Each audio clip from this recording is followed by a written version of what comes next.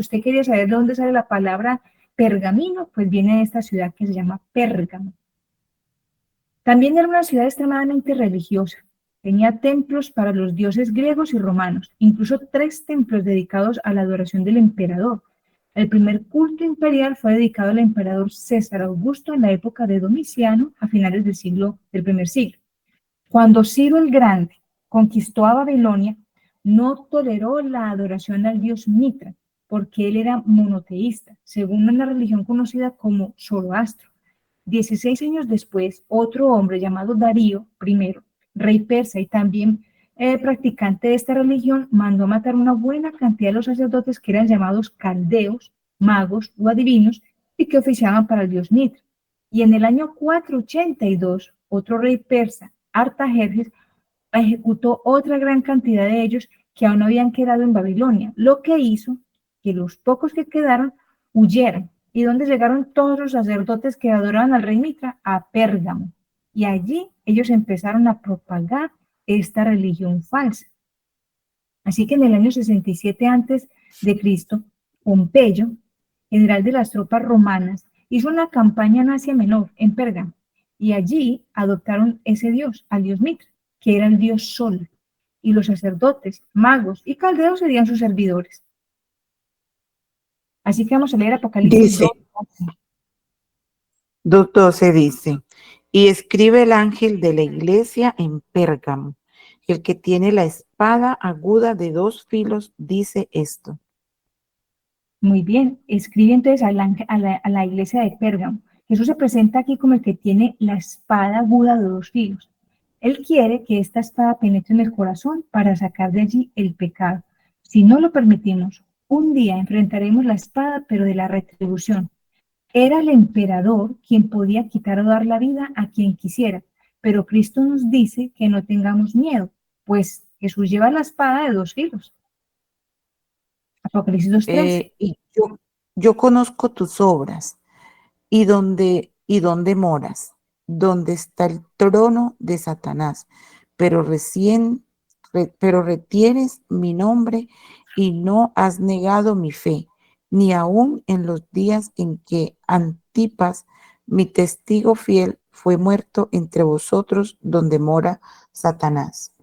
Bien, yo conozco tus obras. Todo acto, toda palabra, todo motivo es fielmente anotado en los registros del gran Dios que investiga el corazón y que yo conozco tus obras. Ustedes ven, muchachos, todo lo que uno piensa, lo que uno dice. Por eso dice que toda palabra no se daremos cuentas al Señor. El templo de Zeus estaba en una colina que hacía las veces de trono. Por eso dice, tú estás en el trono de Satanás, porque la idolatría era muy fuerte. Asclepios, el dios serpiente, era el que le daba la sanidad y el conocimiento. Incluso había una escuela de medicina en ese templo. Junto con Zeus se convirtieron en el centro de culto para todo el imperio romano. Y ustedes ya lo van a reconocer que todavía hoy perdura esta insignia de este señor Asclepios. En 1871, los arqueólogos encontraron el altar dedicado al dios Zeus con una inscripción que decía Zeus Soter, que significa Zeus Salvador. También se han encontrado muchas monedas de la ciudad de Pérgamo y en uno de los lados se observa una serpiente enrollada en una vara, que hoy es la insignia de la medicina. Mire cómo trascienden los signos a través del tiempo. ¿Ustedes han visto este signo? Eso lo encuentra usted especialmente en las farmacias y en algunas partes, pero mire de dónde viene. Viene de ese dios Asclepios. Apocalipsis. Dice, no, pero ahí dice 12:9 y es Sí, sí, 2:14. pero no, Pero 12, tengo unas, no, 12:9. Apocalipsis 12:9. Sí, Ok. Dice, y fue lanzado fuera el gran dragón, la serpiente antigua que se llama Diablo y Satanás, el cual engaña al mundo entero. Fue arrojado a la tierra y sus ángeles fueron arrojados con él. es que como estamos diciendo que estamos hablando de la serpiente, del dios Asclepios, que también Ajá. es una serpiente, que mire, dice que Satanás es esa serpiente antigua, y Pérgamo se convirtió en la sede de él. El Capitolio de los dioses estaba en Pérgamo. Este espíritu maligno, que es la cabeza de todos los demonios, está especialmente presente y poderoso en Pérgamo. para oponerse al reino y la causa de Jesucristo allí, más ferozmente que las otras 6 iglesias. Este Pérgamo va a ser, mejor dicho, por tanta idolatría, Satanás era aún más poderoso, como el rey que gobernaba desde su trono invisible. Por eso dice que tiene el trono de Satanás. Pero había un remanente fiel a pesar de vivir en una ciudad tan difícil que no se dejó infiltrar entre ellos. Por eso se nombra a Antipas. Según la tradición, él sufrió martirio durante las persecuciones de Domiciano. Lo encerraron dentro de una imagen de toro y lo calentaron hasta que murió. Según los testigos que estaban allí, murió cantando y dando gracias a Dios. Antipas vivía donde mora Satanás, pero aún así él estuvo firme en contra de los ataques y la maldad a su alrededor. De hecho, Antipas significa en contra de todos. Vanos eran los esfuerzos de Satanás para destruir la iglesia de Cristo por medio de la violencia. La gran lucha en que los discípulos de Jesús entregaban la vida no cesaba cuando estos fieles protestantes caían en su puesto, triunfaban por medio de su derrota. Los siervos de Dios eran asesinados, pero su obra seguía adelante, porque mientras que algunos mártires iban cayendo, otros se convertían. Pero tengo unas pocas cosas contra ti, que tienes ahí a los que retienen la doctrina de Balaam, que enseñaba a Balac a poner tropiezo ante los hijos de Israel, a comer de cosas sacrificadas a los ídolos y a cometer fornicación. Muy bien, entonces en esta iglesia se hace presente un personaje que se llama Balaam. Cuando nosotros encontramos en la Biblia un personaje que ya está, nos toca ir a la historia para mirar quién es, qué hizo y por qué lo están nombrando ahora Apocalipsis. Si él es de por allá, de Números, por allá, con la época del Éxodo de Israel. Entonces, cuando vamos por allá a Números 22, todo el capítulo 22, hay que leerse todo eso, el capítulo 22, el capítulo 23, el 24 al 31, recordamos que Israel se estaba dirigiendo entonces a Canaán, salió de Egipto, va para Canaán, por donde pasaban, eso arrasaban las ciudades que se les oponían. Ojo, las ciudades que se les oponían. A veces la gente dice que cuando está leyendo esos libros, oye, que cómo Dios mandaba a matar toda la gente, primero les hacían una invitación de déjenme pasar en paz, vamos a pasar por su país. Pero como se les oponían, entonces al pueblo de Dios le tocaba era luchar. Entonces allí hay un rey que se llama Balac, rey de Moab, y su gente está llena de terror porque ya viene ese invasor. Y sabían que este pueblo lo estaba acompañando una fuerza sobrenatural que obraba en su favor. Y como faraón, decidieron acudir al poder de la hechicería. Ellos querían atraer una maldición sobre Israel. Van a utilizar otra estrategia. Es Balaam, una cosa es Balac, que es el rey, pero este es Balaam, un profeta. Él había sido profeta de Dios, pero más tarde apostató y se entregó a la avaricia. Tenía fama de tener poderes sobrenaturales y profesaba, él decía que él le servía al Dios Altísimo, por lo que Balac envía mensajeros buscando su ayuda. Balaam conocía muy bien la obra de Dios en favor de Israel. Todo mundo sabía que había un Dios poderoso que estaba con Israel y que debía rechazar esos presentes de Balaam. O sea, Balaam sabía que él no podía aceptar ese tipo de soborno. Y despidiendo a estos mensajeros a su tierra, pero se dejó tentar, o sea, los tenía que dejar pues que se fueran, pero se dejó tentar porque no solo lo halagaron, sino que mira las palabras con las que le decían, es que el rey dice que el que usted bendiga será bendito y el que usted maldiga será bendito. Eso lo puso a él con el ego más subido, pero es que también traían regalos costosos. Así que en vez de despedirlos, les digo, no, ¿qué es en esta noche? Que voy a consultar a Dios. Véanme, muchachos, ¿quién se le ocurre que va a consultar a Dios para hacer una maldad? Solamente los que tienen en su corazón deseo de dinero. En el versículo 2 y 13 de por allí del mismo número, si no estoy mal 23, dice que durante esa noche Dios vino a Balaam con el mensaje, no vayas con ellos ni maldigas al pueblo porque bendito es. Molesto porque sus deseos de lucro y honor habían sido frustrados, exclamó, le dijo a la gente, no, vuélvase a su tierra, es que Jehová no me quiso dejar ir, no me quiso dar con ustedes. Así que los mensajeros de Balac se fueron y allá fueron a decirle al rey que ese señor no había querido venir con él. Pero lo que no le dijeron era que no había querido ir con él por indicación de Dios. Así que la historia nos mm, cuenta que al fin Balaam fue con ellos, pero desobedeciendo, porque él tenía una orden de parte de Dios. Si vienen a llamarte, levántate y ve con ellos, pero harás lo que yo diga. Pero en su afán de obtener la recompensa, Balaam no esperó que aquellos hombres vinieran. Por eso es que cuando usted lee esa historia, usted dice, pero bueno, ¿por qué Dios se enojó? Porque la cuestión era, si ellos vienen y te buscan, usted se va con ellos. Pero ellos no vinieron, ya se estaban yendo, y entonces Balaam dijo, ay no, se me va a ir aquí la recompensa. No, espere, fue detrás de ellos. Y cuando Balaam salió detrás de ellos, él se montó en una asna que él tenía y agarró camino para donde ellos. Lo que pasa es que esa asna 3 veces lo hizo desviar del camino, y aquí en esta diapositiva vemos que el asna se restregó como contra un muro y le hizo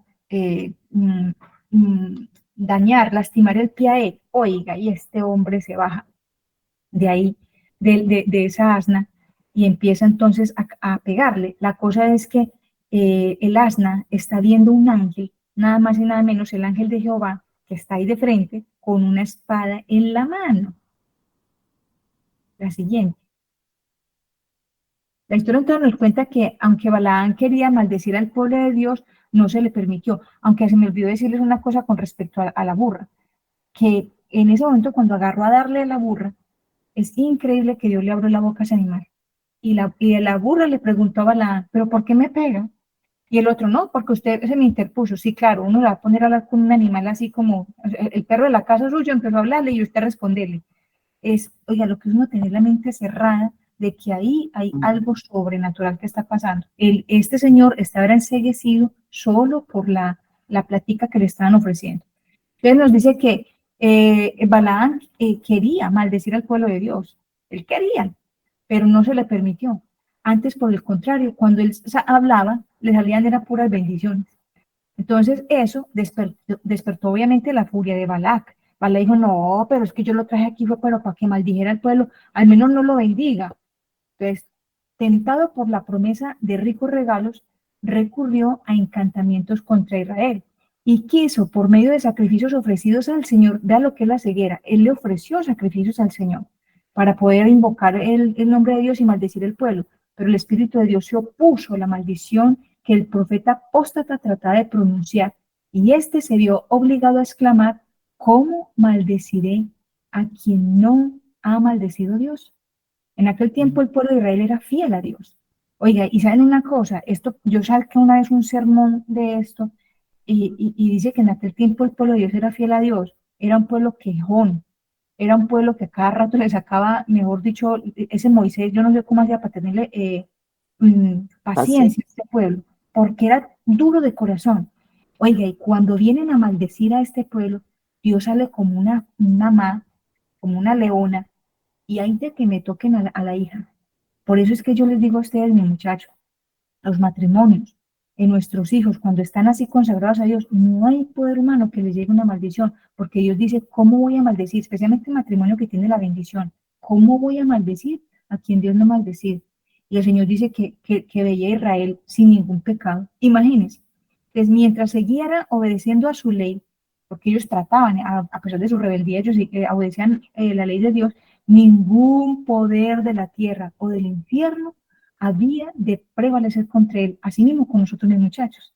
Mientras que nosotros seamos fieles a Dios, no hay ningún poder humano. Hay gente que dice, no, es que yo creo que me hechizaron al esposo, o que le hicieron que brujería. Si usted está con Dios, hermano, no hay manera. Pero después de llegar a su casa, el Balaam llegó a la casa, lo abandonó el poder del Espíritu de Dios que lo había dominado, y prevaleció su codicia, que hasta entonces había sido tan solo refrenada. Estaba dispuesto a recurrir a cualquier ardid para obtener esa recompensa prometida por Balac. Balaam sabía que la prosperidad de Israel dependía de obedecer a Dios y que no había manera alguna de ocasionar su ruina sino induciéndolo a pecar. ¿Cómo Satanás tiene la ruina para mí? Si me induce a pecar.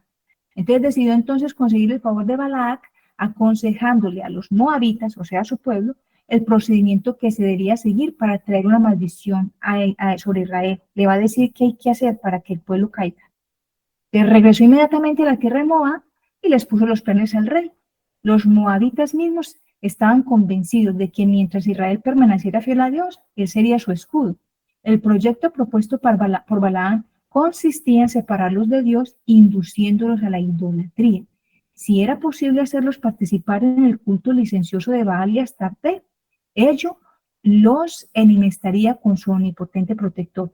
Pronto serían presa de las naciones feroces y belicosas que vivían alrededor suyo. De buena gana aceptó el rey este proyecto y Balaam mismo se quedó allí para ayudar a realizarla. ¡Qué tristeza! Las mujeres madianitas más bellas seducieron a los israelitas a transgredir la ley y así a corromperse. Y también los influenciaron a ofrecer sacrificios a los ídolos. En cuestiones de minutos pasó esto.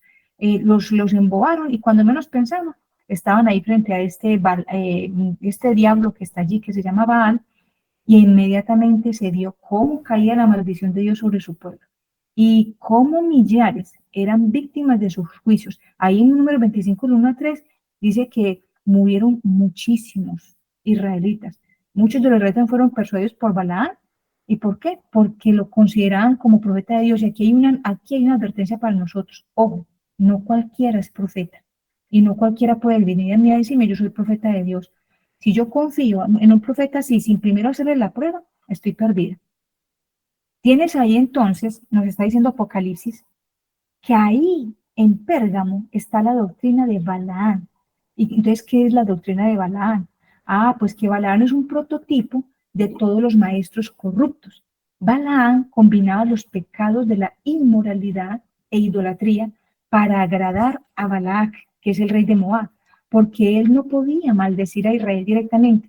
Cuando Balaam aconsejó a Balac, él le enseñó a Balac a poner tropiezo entre los hijos de Israel. El tropiezo estaba conectado entonces con la idolatría, como comer en ese tiempo, comer cosas sacrificadas a los ídolos, pero también estaba conectado con la fornicación. Así que si la iglesia de Perga tiene a aquellos que tienen la doctrina de Balaam, esto muestra que tienen tendencias hacia la idolatría y la inmoralidad. Eso es lo que está denunciando Dios de esta iglesia de Pérgamo. Oiga, ustedes empezaron a tener ídolos y a fornicar. Entonces, ¿qué pasó? Que la iglesia había venido de una gran persecución durante esos siglos. Ahí vimos pues cómo los mataban a diestra y a siniestra, precisamente porque ellos no participaban en el culto imperial.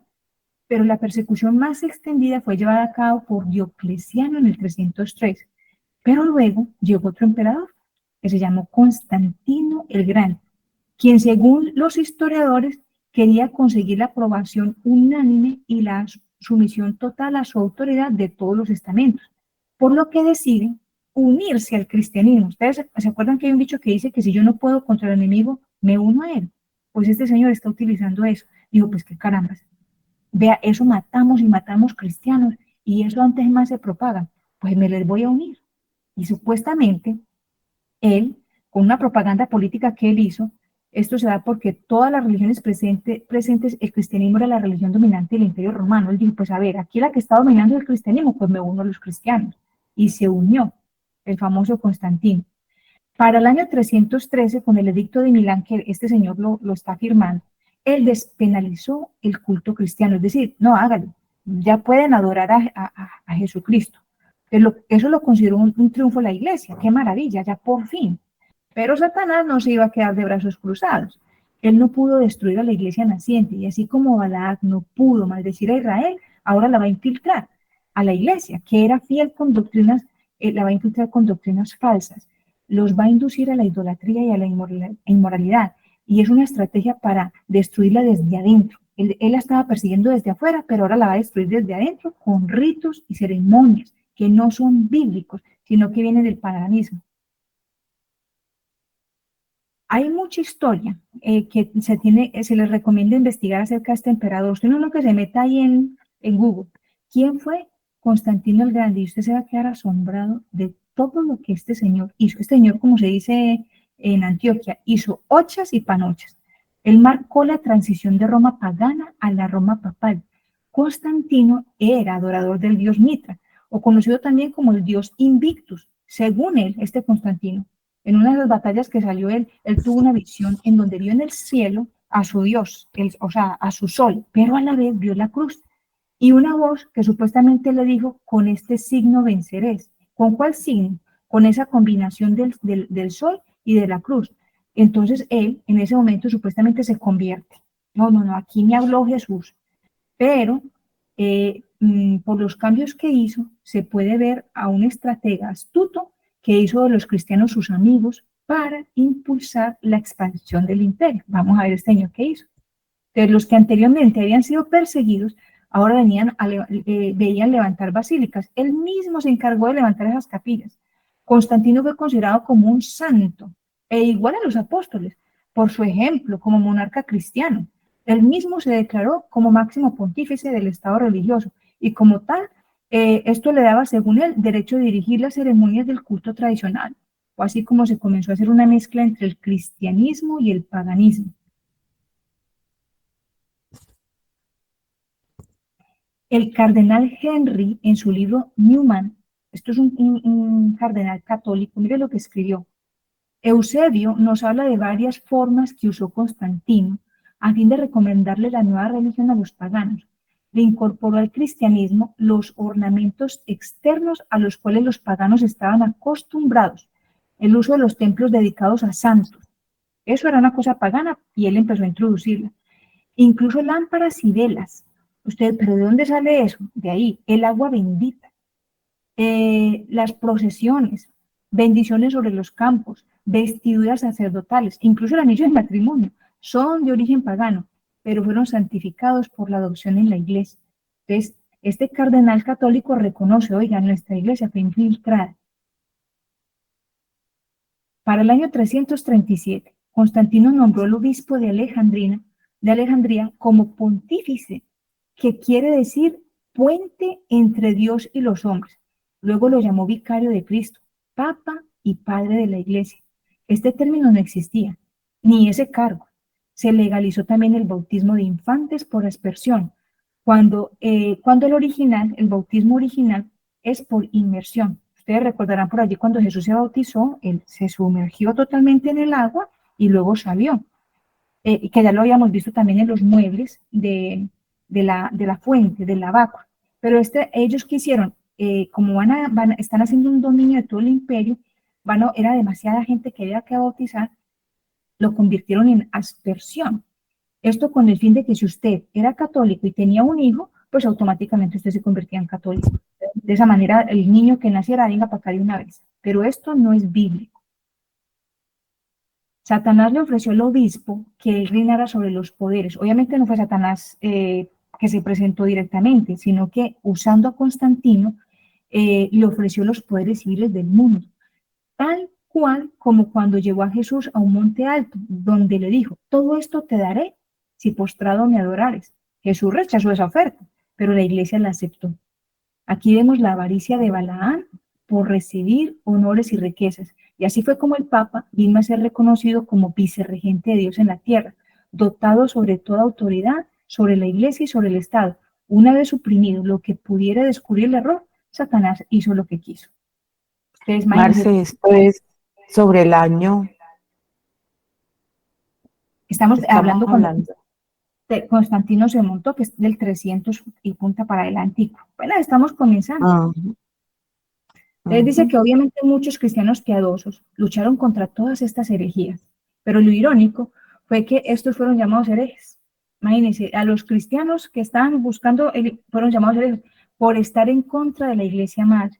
Ya en los años subsiguientes veremos las grandes herejías que se infiltraron en la iglesia y que al día de hoy permanecen. Lo interesante es que muchas iglesias protestantes, que según ellas se apartaron de la iglesia madre, conservan parte de sus doctrinas. Observemos, por ejemplo, esta. El 7 de marzo del 321, Constantino emitió un edicto declarando que el domingo tenía que ser el día de descanso, en el venerable día del sol, que los magistrados y las personas que residían en las ciudades descansasen y que todos los talleres cerraran. Vea, les digo, esto no es de ninguna iglesia, usted no me meta incluso a Wikipedia y coloque quién cambió el sábado por el domingo, y ahí mismo le aparece este nombre. Los romanos nombraron los días en honor a sus dioses. Dies solari es el día del sol, días lunari, día de la luna, días martis, día de Marte, días mercury, día de Mercurio, días Jovis, día de Júpiter, días Veneris, día de Venus, días Saturni, día de Saturno. Entonces, ahí usted puede reconocer los días de la semana. Ahí está, porque se llama lunes, porque se llama martes, porque se llama miércoles. Pero el domingo, incluso también en inglés se llama Sunday, que quiere decir día del sol. Para los que no estuvieron muy de acuerdo en el sínodo de la Odisea, que fue en esos años de 363-64, incluyeron un canon, que es el 29, que declara que los cristianos no debían judaizarse descansando en el sábado, sino trabajar en ese día. Diga, pues ya ni siquiera lo pueden descansar, antes lo tienen que trabajar, en lugar de honrarlo como día del Señor. Y si pueden, entonces descansar como cristianos. O sea, empezaron a abolir el sábado. Aquellos que afirman seguir a Cristo y no obedecían serían considerados anatema, es decir, que serían maldecidos, excluidos y rechazados como miembros de la comunidad. O sea, aquí ya se salió un edicto. Con el cambio de la celebración de sábado a domingo, se adoptó un nuevo término, el Día del Señor, o días dominicos. De ahí la palabra domingo. Entonces, hicieron uno de los cambios más drásticos que se puedan ver. Quitaron un mandamiento de la ley de Dios y después quitaron el segundo, ya vamos a ver. El cuarto mandamiento fue abolido porque Constantino dijo, yo no sé, pero aquí mi sol tiene que entrar. El sol entra porque entra. ¿Y cómo lo hicieron? Diciendo que como Jesús resucitó el domingo, pues digamos que ese es el día del Señor. De Roma pagana adoptó la religión cristiana y por medio de Constantino transfirió la religión de Pérgamo, que se acuerdan que era el que adoraba a ese dios Mitra, a la iglesia y finalmente a la iglesia católica. Es decir, había una iglesia y ellos se les llamó luego la iglesia católica, que católica quiere decir cristiano universal. Y ojo que aquí, cuando hablamos de la iglesia católica, estamos hablando del sistema, no de las personas que componen la iglesia. Mi mamá es católica, mi papá católico, mis hermanos son una bellezura de personas. El problema no está con las personas, el problema está con el sistema, que en ese entonces se instauró y se quedó. Y pues luego les enseñó a las personas que esto era así, pero ellos se declararon como entonces como iglesia estatal del Imperio Romano. Ahí fue donde ellos se convierten en una iglesia única y mundial. Primero lo hizo poco a poco, introduciendo todas estas doctrinas que eran totalmente opuestas a la palabra de Dios, pero luego solapadamente y a hurtadillas, y luego con mayor descaro hizo progresar la obra engañosa y blasfema. La iglesia dejó a un lado la sencillez de Cristo por la pompa de los paganos. Si ustedes recordarán, la iglesia se volvió rica. El papa era vestido con oro y de hecho usted entra hoy a templos, a ver museos, y usted ve que la Virgen y todos los días, eso es puro oro. Dejó la sencillez de Cristo, dejó la ley de Dios por las tradiciones y todas las ceremonias, doctrinas y supersticiones se añadieron a la fe. Así fue como el Papa vino a ser reconocido casi universalmente como vicegerente de Dios en la tierra, dotado de autoridad sobre la iglesia y el Estado. Y el Papa en su momento decía, como yo soy Dios en la tierra, yo puedo cambiar los mandamientos. Imagínense ustedes. Y es que tan olvidados están los mandamientos de la ley de Dios que muchos no saben dónde se encuentran en las Sagradas Escrituras. Oiga, y eso es una cosa increíble. Pregúntele usted a una persona protestante, ¿en dónde están los mandamientos de la ley de Dios? Ni siquiera ellos saben. Pero Éxodo 20 y Deuteronomio 5 nos hablan claramente cuáles son los mandamientos originales escritos con el dedo de Dios, que es lo más interesante. Fue lo único que dejó ahí escrito como Dios de testimonio en tablas de piedra para que no se borrara. Fue en esa época donde convenientemente eliminaron 2 del decálogo, como fue el segundo, que habla de no hacer imágenes, y el cuarto, que habla claramente del sábado como día del Señor. Entonces, ahí ustedes pueden ver los mandamientos católicos y los mandamientos bíblicos. Ellos se encartaron porque de 10 eliminaron 2, pero mire lo que hicieron ellos. Van a coger el cuarto mandamiento y lo van a cambiar por santificar las fiestas. ¿Y por qué ya está en plural? Porque van a entrar los santos. Y acuérdese que por los santos se hacen también fiestas. Entonces, esa es una. Y el último, mire qué hicieron con ellos. Simplemente lo dividieron en 2. Y entonces ahí tenemos un gran problema porque esos mandamientos que nos enseñaron verbalmente, que uno lo repetía como lorito, no son los que están en la Biblia. Y ahí tenemos que empezar a tomar decisiones. O le creo al hombre o le creo a Dios. Constantino adoraba imágenes. Todos esos dioses que Júpiter, que Saturno, todos los dioses del Olimpo, Obviamente los romanos tenían eso. Entre ellos a su dios Sol. Entonces, ¿cómo resolvieron este asuntico? Bueno, pues que si el Papa es Dios en la tierra no tiene derecho pues, a hacer los cambios que quisiera.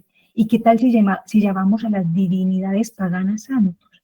Y que como Jesús resucitó el domingo, pues que ese sea el día del Señor. Y de paso santificamos las fiestas y sin que el pueblo lo note, adorarán nuestros dioses. Pero les vamos a decir que están adorando a Dios. Miren la primera imagen.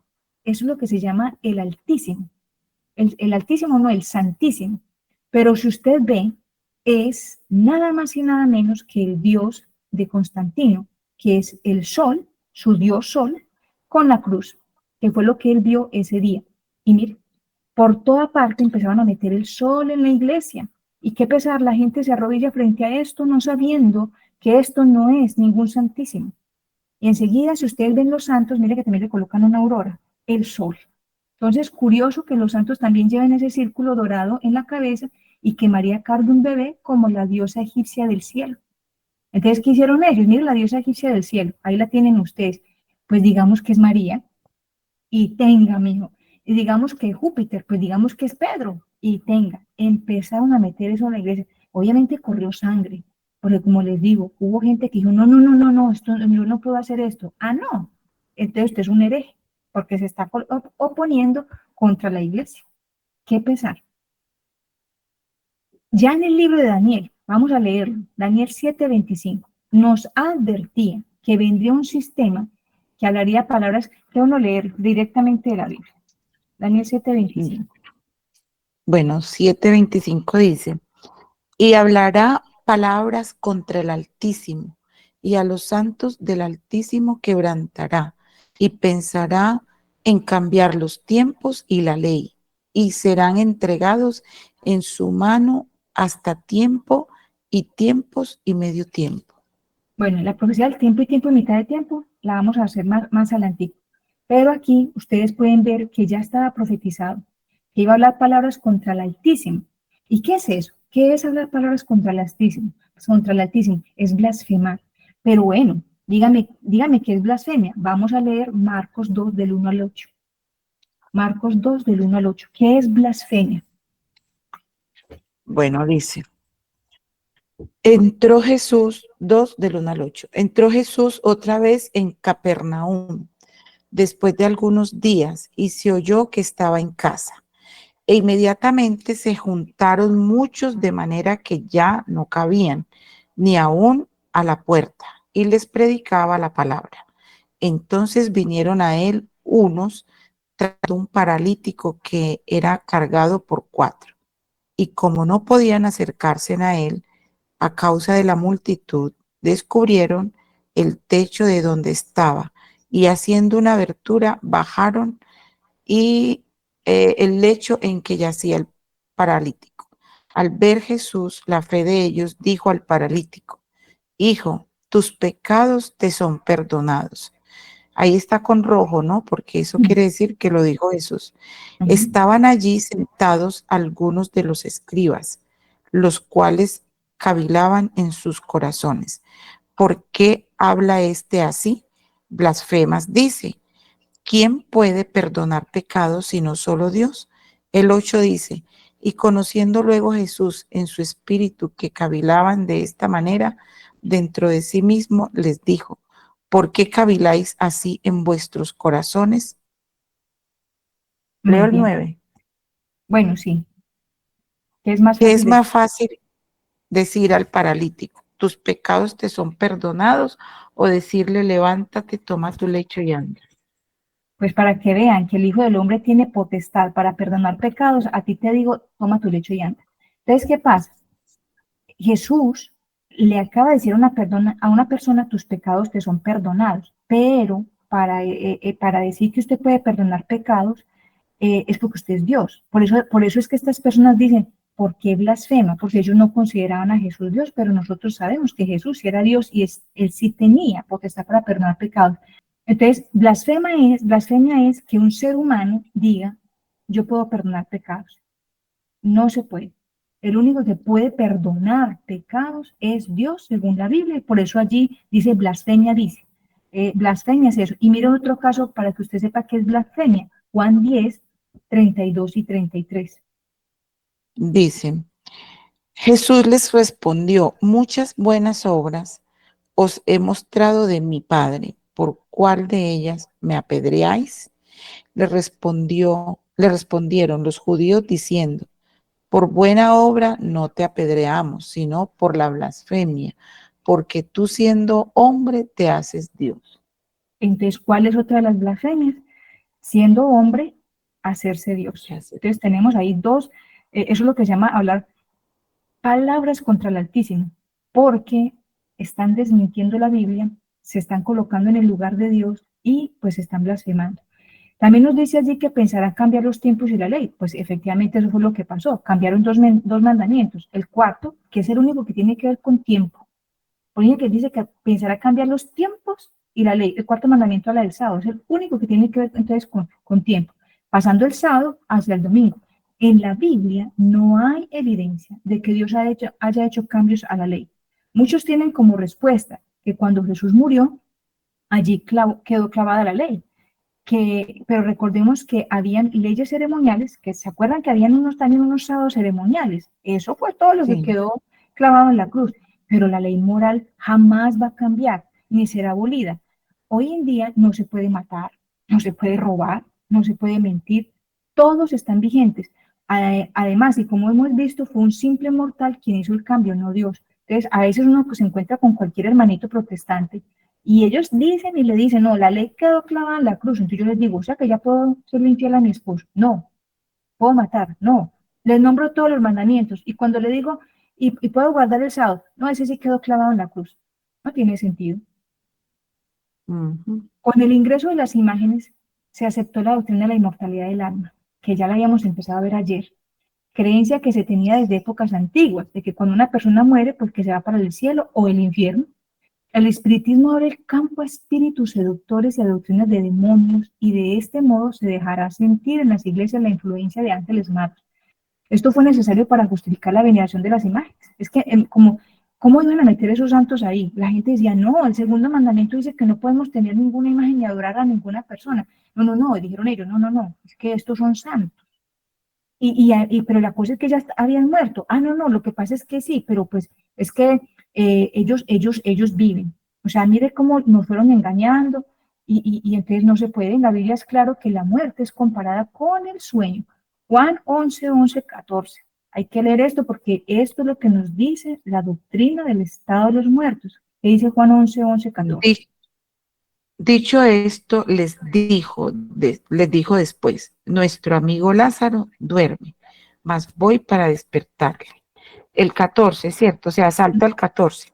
Sí, puede ser.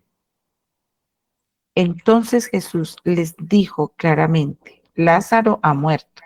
O sea, Jesús compara Ya. la muerte con el sueño. El alma no se separa del cuerpo, yendo esto al cielo mientras que el cuerpo se descompone, ¿no? O sea, que yo me muero, entonces aquí el cuerpo se va pudriendo y que arriba, yo estoy por allá arriba. ¿Qué dice Eclesiastés 9, 5, 6? Dice, porque los que viven saben que han de morir, pero los muertos nada saben, ni tienen más paga porque su memoria es puesta en el olvido. También su amor y su odio y sus envidias fenecieron ya, y nunca más tendrán parte en todo lo que se hace debajo del sol.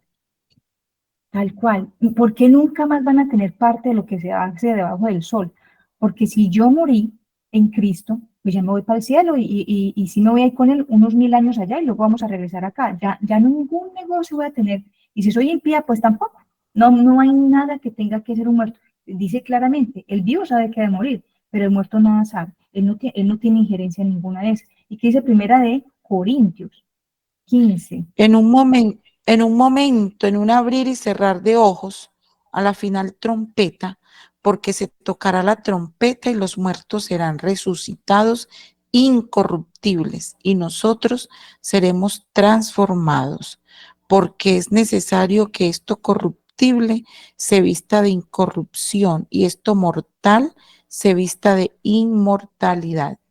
El día que nosotros resucitemos, ese día, ese cuerpo que teníamos mortal va a resucitar y en un abrir y cerrar de ojos lo van a convertir en uno inmortal.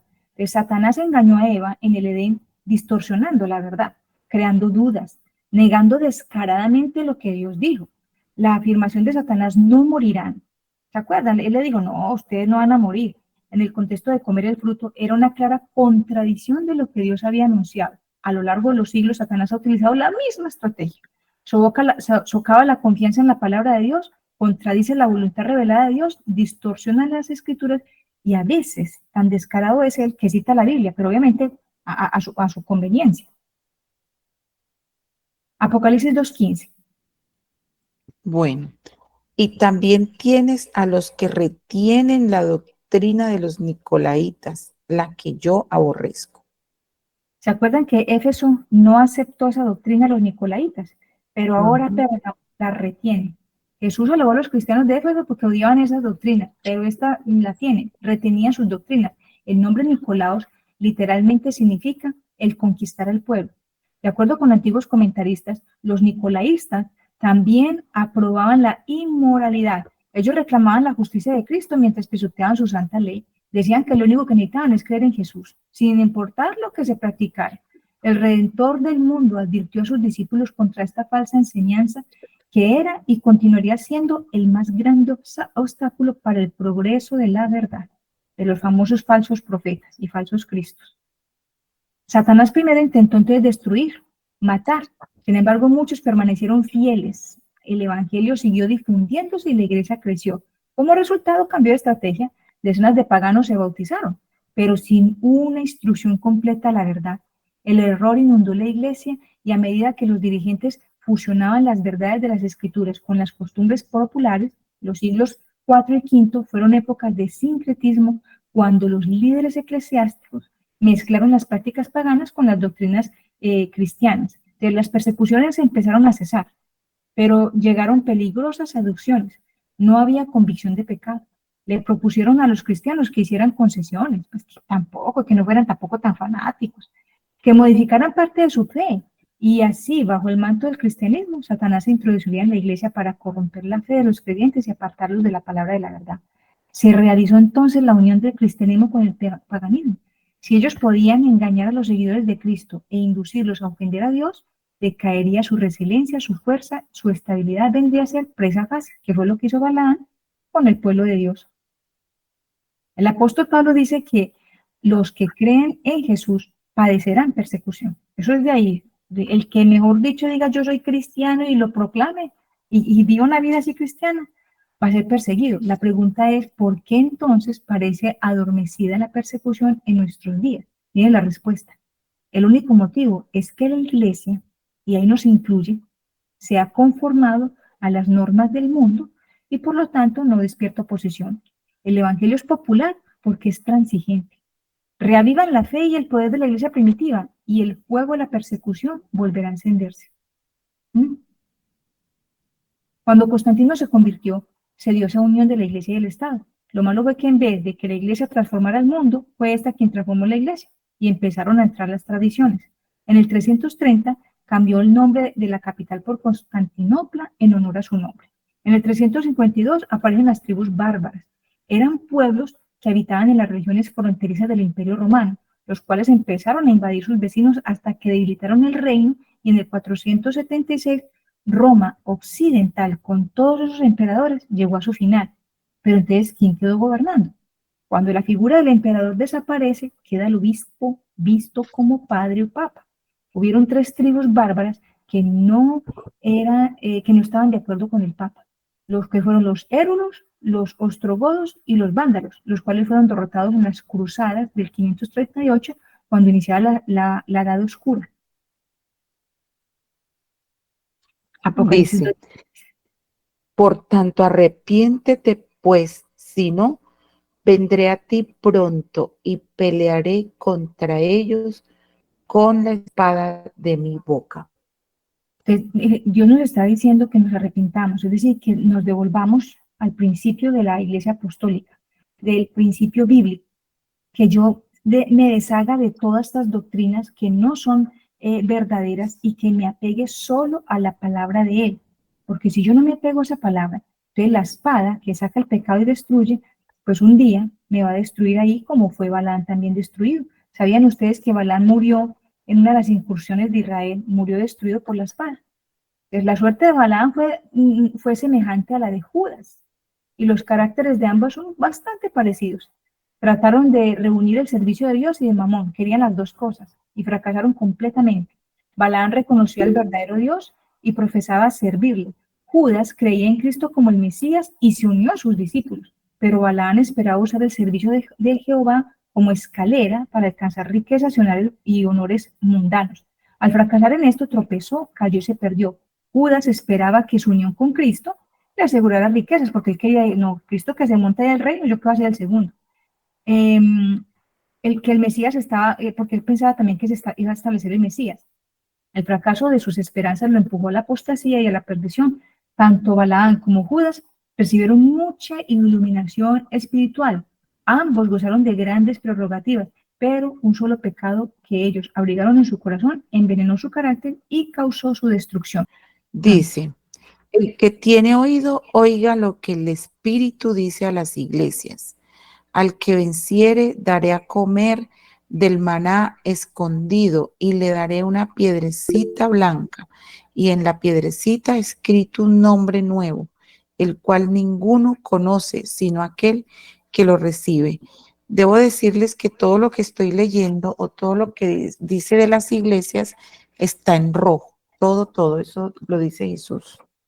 Entonces dice que el que tiene oído, oiga. Es que no hay peor sordo que el que no quiera oír.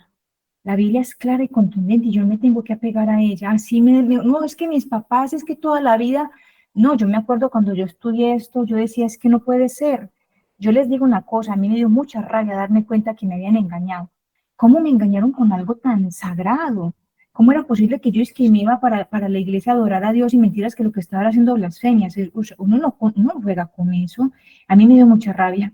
Entonces yo lo que hice fue que empecé a estudiar Biblia en forma porque yo dije, a mí no me la vuelven a hacer. Y por eso es que yo estudio tanto la Biblia, porque no quiero que nadie me engañe. Yo no confío sino en la palabra de Dios. Entonces dice, mire lo que dice el Espíritu. Si vosotros oís lo que el Espíritu dice a las iglesias y meditáis en la instrucción que se les da, vuestros oídos estarán cerrados para las insensateces y necedades que os rodean. No iréis ni repetiréis esas cosas, ni nunca las desearéis. Si Cristo satisface el hambre de vuestra alma, estas trivialidades ya te voy a decir, son insípidas y desagradables para vosotros. No hayáis deleites en ellas, sino que en cambio elegiréis el pan del cielo. Cuando yo me entrego en la Biblia, mira, a mí me pueden a mí me han salido últimamente con unas preguntas, es que son las constelaciones familiares, que cuál es la cosa de los ángeles, el ministerio de los ángeles. Y ya cuando uno estudia eso, uno dice, esto no, ni siquiera me interesa porque yo no, eso no está en la Biblia. Las edades oscuras se le llaman así, María Eugenia, porque vamos a ver mañana con tía Tira. No, eso está es en Apocalipsis, por allí ya más adelante, no sé ellos, que lo opuesto a la luz es la oscuridad. Como en esta época empezaron a quemar Biblias en forma, para que nadie leyera lo que está allí, para que nadie pudiera tener acceso a ella y estaba reprohibido. Entonces, ¿qué pasó? Entraron en una época de oscuridad tal que mire las tinieblas en las que llegaron. A eso se le llamó la época del oscurantismo. Entonces, aquel que venciera el espíritu de adaptación a la falsa enseñanza y manera de vivir, recibirá maná escondido, que es la palabra de Dios. Aquí comemos espiritualmente el maná, pero en el cielo se nos promete esta comida literal, preparada por los ángeles. El que a mí viene, dijo, nunca tendrá hambre, y el que en mí cree no tendrá sed jamás. Y va a recibir una piedrecita blanca con un nombre nuevo. Esto viene de la experiencia de la lucha de Jacob con el ángel. Cuando Jacob peleó con el ángel, recibió un nuevo nombre. Jacob significa suplantador. Al cambiar su carácter, le fue cambiado su nombre Israel, que es peleó con Dios y venció. Entonces, en los Juegos Deportivos de Roma, al vencedor le daban una piedrecita blanca con su nombre escrito allí. Los esclavos la recibían cuando quedaban libres. Asimismo, una persona al ser exonerada por un tribunal, usted quedó libre de la condena, le daban esa piedrecita blanca.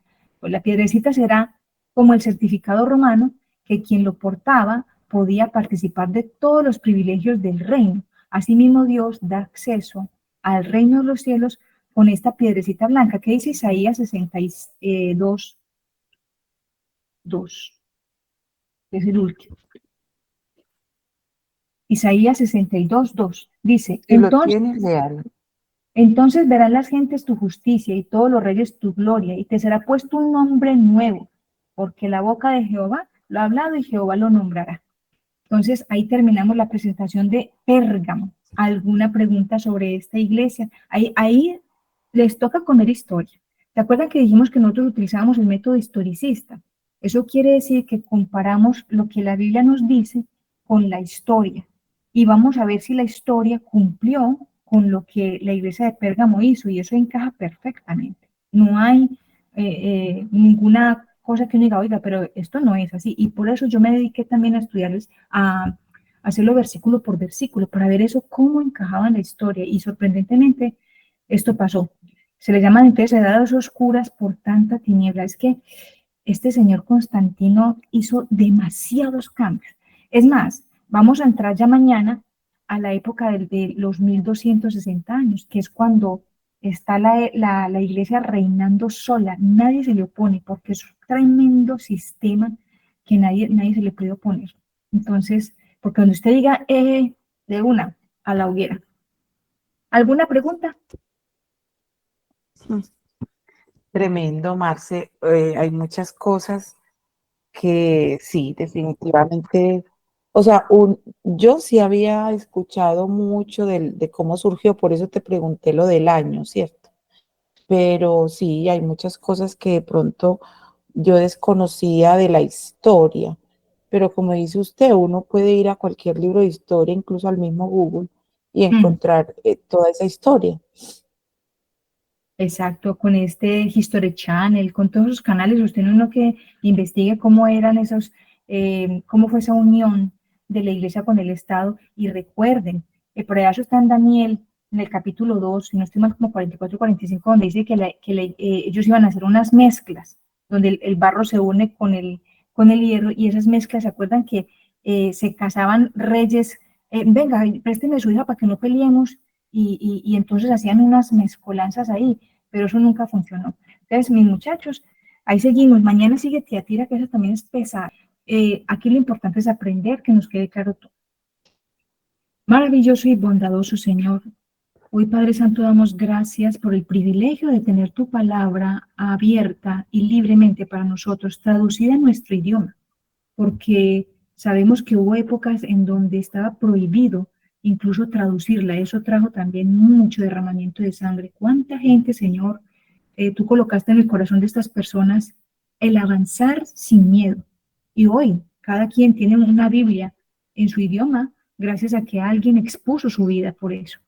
Gracias, Padre, gracias, Señor, porque tu palabra es hermosísima, y porque mi Padre, pues, en el mundo cristiano, que también incluye a los católicos, que a veces los católicos le dicen, ¿es que usted es cristiano? Le digo, claro, es que ustedes también creen en Cristo, nosotros también.